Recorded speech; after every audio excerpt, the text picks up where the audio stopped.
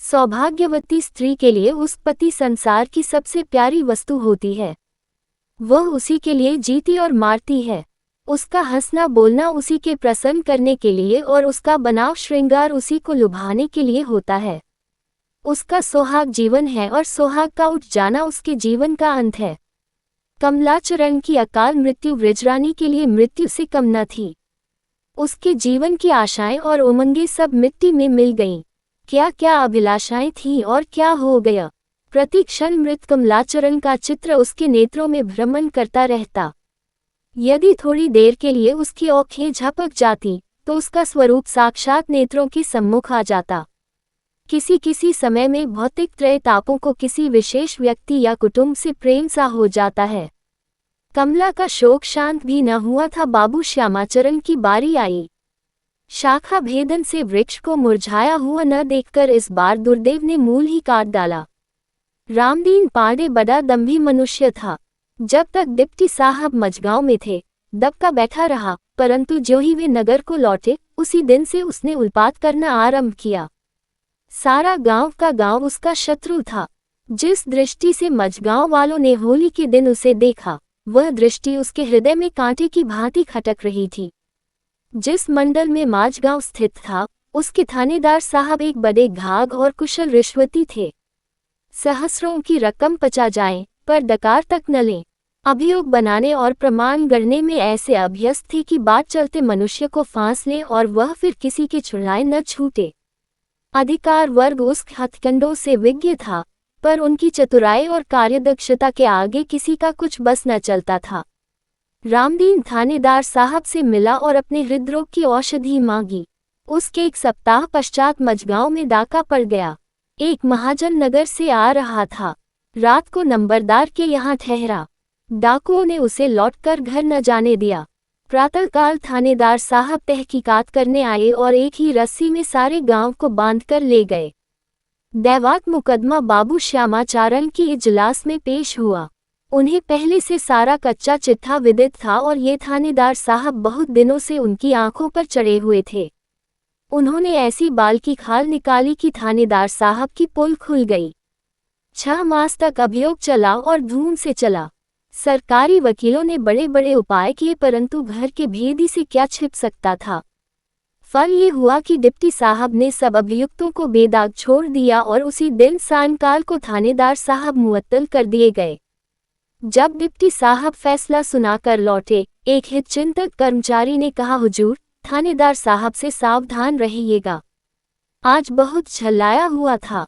पहले भी 2-3 अफसरों को धोखा दे चुका है। आप पर अवश्य वार करेगा। डिप्टी साहब ने सुना और मुस्कुराकर उस मनुष्य को धन्यवाद दिया, परंतु अपनी रक्षा के लिए कोई विशेष यत्न न किया। उन्हें इसमें अपनी भीरुता जान पड़ती थी। राधा अहीर बड़ा अनुरोध करता रहा कि मैं आपके संग रहूंगा। काशी भर भी बहुत पीछे पड़ा रहा, परंतु उन्होंने किसी को संग न रखा।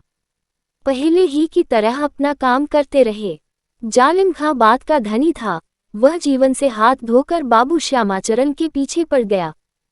एक दिन वे सैर करके शिवपुर से कुछ रात गए लौट रहे थे। पागलखाने के निकट कुछ फिटिन का घोड़ा बिदका, गाड़ी रुक गई और पल भर में जालिम खां ने एक वृक्ष की आड़ से पिस्तौल चलाए। पड़ाके का शब्द हुआ और बाबू श्यामाचरण के वक्षस्थल से गोली पार हो गई। पागलखाने के सिपाही दौड़े। जालिम खां पकड़ लिया गया। साइस ने उसे भागने न दिया था। इस दुर्घटनाओं ने उसके स्वभाव और व्यवहार में अकस्मात बड़ा भारी परिवर्तन कर दिया। बात बात पर विरजन से चिढ़ जाती और कटुक्तियों से उसे जलाती। उसे यह भ्रम हो गया कि ये सब आपत्तियां इसी बहू की लाई हुई है। यही अभागिन जब से घर आई, घर का सत्यानाश हो गया। इसका पौरा बहुत निकृष्ट है। कई बार उसने खुलकर विरजन से कह भी दिया कि तुम्हारे चिकने रूप ने मुझे ठग लिया। मैं क्या जानती थी कि तुम्हारे चरण ऐसे अशुभ हैं। विरजन ये बातें सुनती और कलेजा थाम कर रह जाती। जब दिन ही बुरे आ गए तो भली बातें क्यों कर सुनने में आए।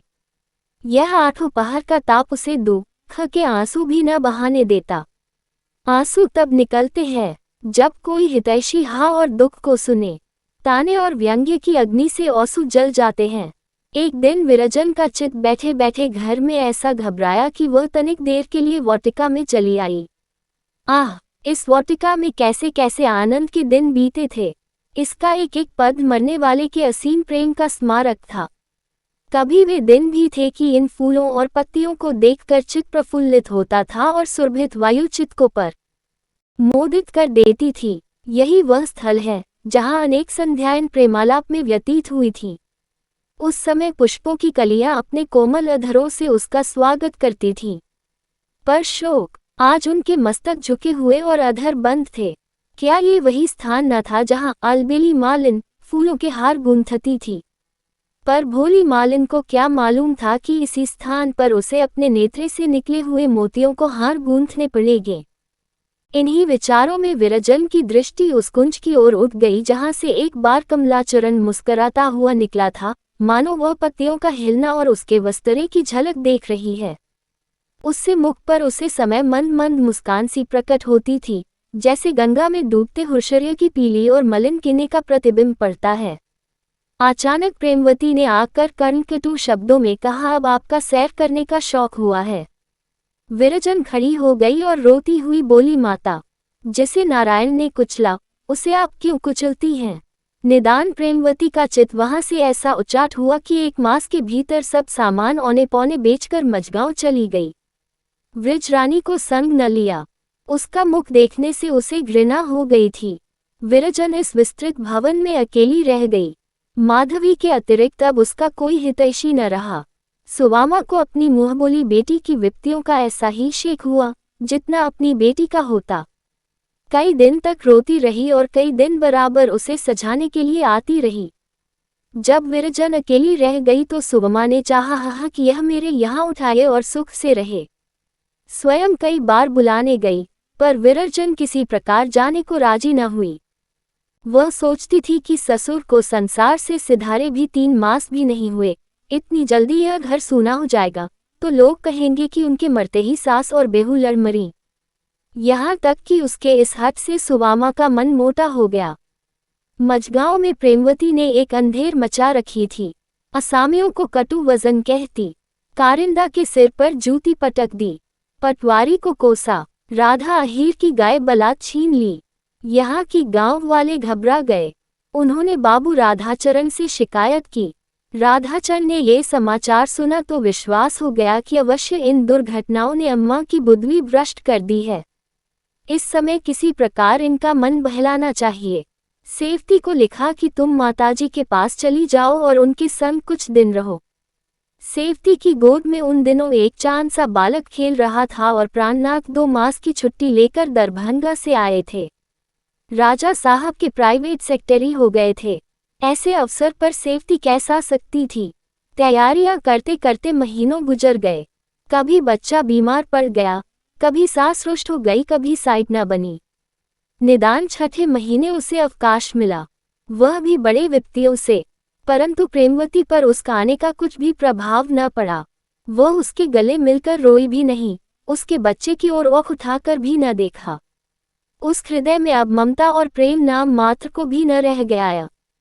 जैसे ईख से रस निकाल लेने पर केवल सीठी रह जाती है, उसकी प्रकार जिस मनुष्य के हृदय से प्रेम निकल गया वह अस्थि चर्म का एक ढेर रह जाता है। देवी देवता का नाम मुख पर आते ही उसके तेवर बदल जाते थे। मझा गांव में जन्माष्टमी हुई। लोगों ने ठाकुर जी का व्रत रख और चंदे से नाम कराने की तैयारियां करने लगे। परंतु प्रेमवती ने ठीक जन्म के अवसर पर अपने घर की मूर्ति खेत से फिकवा दी। एकादशी व्रत टूटा, देवताओं की पूजा छूटी। वह प्रेमवती अब प्रेमवती ही न थी। सेवती ने ज्यों त्यों करके यहाँ 2 महीने काटे। उसका चित्त बहुत घबराता। कोई सखी सहेली भी न थी जिसके संग बैठकर दिन काटती। विरजन ने तुलसा को अपनी सखी बना लिया था, परंतु सेवती का स्वभाव सरल न था। ऐसी स्त्रियों से मेल जोल करने में वह अपनी मानहानि समझती थी। तुलसा बेचारी कई बार आई, परंतु जब तक कि यह मन खोल कर नहीं मिलती तो आना जाना छोड़ दिया। 3 मास व्यतीत हो चुके थे। एक दिन सेवती दिन चढ़े तक सोती रही। प्राणनाथ ने रात को बहुत रुलाया था। जब नींद उचटी तो क्या देखती है कि प्रेमवती उसके बच्चे को गोद में लिए चूम रही है। कभी आंखें से लगाती है, कभी छाती से चिपटाती है। सामने अंगीठी पर हलवा पक रहा है। बच्चा उसकी ओर उंगली से संकेत करके उछलता है कि कटोरे में जा बैठूं और गरम गरम हलवा चखूं। आज उसका मुखमंडल कमल की भांति खिला हुआ है। शायद उसकी तीव्र दृष्टि ने ये जान लिया है कि प्रेमवती के शुष्क हृदय में प्रेमी ने आज फिर से निवास किया है। सेवती को विश्वास न हुआ। वह चारपाई पर पुलकित लोचनों से ताक रही थी, मानो स्वप्न देख रही थी। इतने में प्रेमवती प्यार से बोली, उठो बेटी, उठो, दिन बहुत चढ़ आया है। सेवती के रोंगटे खड़े हो गए और आंखें भर आई। आज बहुत दिनों के पश्चात माता के मुख से प्रेम में वचन सुने। झट उठ बैठी और माता के गले लिपटकर रोने लगी। प्रेमवती की खेत से भी आंसू की झड़ी लग गई। सूखा वृक्ष हरा हुआ। जब दोनों के आंसू थमे तो प्रेमवती बोली, सित्तो, तुम्हें आज यह बातें अचरज प्रतीत होती है। हाँ बेटी, अचरज ही न। मैं कैसे रोऊं जब आंखों में आंसू ही रहे। प्यार कहाँ से लाऊं जब कलेजा सूखकर पत्थर हो गया। ये सब दिनों के फेर हैं। आंसू उनके साथ गए और कमला के साथ। आज न जाने ये दो बूंद कहाँ से निकल आए। बेटी, मेरे सब अपराध क्षमा करना। ये कहते कहते उसकी आंखें झपकने लगी। सेवती घबरा गई। माता हो बिस्तर पर लेटा दिया और पग झलने लगी। उस दिन से प्रेमवती की ये दशा हो गई कि जब देखो रो रही है। बच्चे को एक क्षण लिए भी पास से दूर नहीं करती। महरियों से बोलती तो मुख से फूल झड़ते। फिर वही पहले की सुशील प्रेमवती हो गई। ऐसा प्रतीत होता था मानो उस हृदय पर से एक पर्दा सा उठ गया है। जब कड़ाके का जाड़ा पड़ता है तो प्रायः नदियां बर्फ से ढंक जाती है। उसमें बसने वाले जलचर बर्फ में पर्दे के पीछे छिप जाते हैं। नौकाएं फंस जाती है और मंद गति रजतवर्ण प्राण संजीवन जल स्रोत का स्वरूप कुछ भी दिखाई नहीं देता है। यद्यपि बर्फ की चद्दर की ओट में वह मधुर निद्रा में अलसित पड़ा रहता था, तथापि जब गर्मी का साम्राज्य होता है तो बर्फ पिघल जाती है और रजतवर्ण नदी अपनी बर्फ का चद्दर उठा लेती है। फिर मछलियां और जलजंतु आ बहते हैं, नौकाओं के पाल लहराने लगते हैं और तट पर मनुष्यों और पक्षियों का जमघट हो जाता है। परंतु प्रेमवती की ये दशा बहुत दिनों तक स्थिर न रही। ये चेतनता मानो मृत्यु का संदेश थी। इस चित्तद्विग्नता ने उसे अब तक जीवन कारावास में रखा था। अंथा प्रेमवती जैसी कोमल हृदय स्त्री विपत्तियों के ऐसे झोंके कदापि न सह सकती। सेवती ने चारों ओर तार दिलवाए कि आकर माताजी को देख जाओ, पर कहीं से कोई न आया। प्राणनाथ को छुट्टी न मिली। विरजन बीमार थी, रहे राधाचरण। वह नैनीताल वायु परिवर्तन करने गए हुए थे। प्रेमवती को पुत्र ही को देखने की लालसा थी, पर जब उनका पत्र आ गया कि इस समय मैं नहीं आ सकता, तो उसने एक लंबी सांस लेकर आंखें मूंद ली और ऐसी सोई कि फिर उठना नसीब न हुआ।